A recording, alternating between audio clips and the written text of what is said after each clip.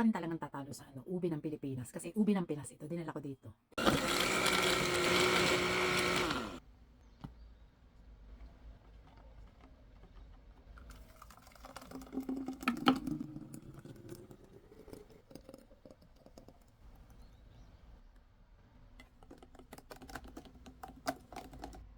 Galing ako sa labas, sobrang init. So ayan, gumawa ako ng ube shake. Buti na lang meron akong original ube dito sa bahay. So ayan, gumawa na lang ako ng ube shake.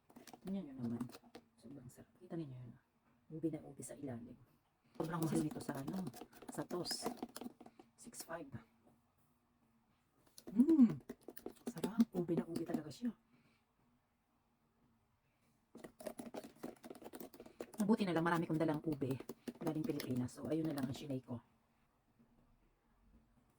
Kita nyo ilalim mo. Ube na ube siya. Sarap.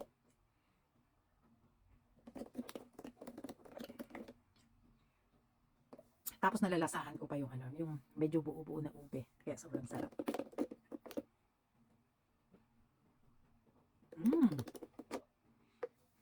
Tapos gagawa naman ako ng ube ice cream with cheese.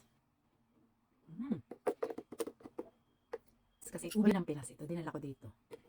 Yung ube na yung pure na ube na nabibili na, parang gano'n, ube basta ube yun. Yung ube na sinasabi ko ganito, ayan, ganitong ube, ube talaga. Harap. Tapos partner naman ng ganito.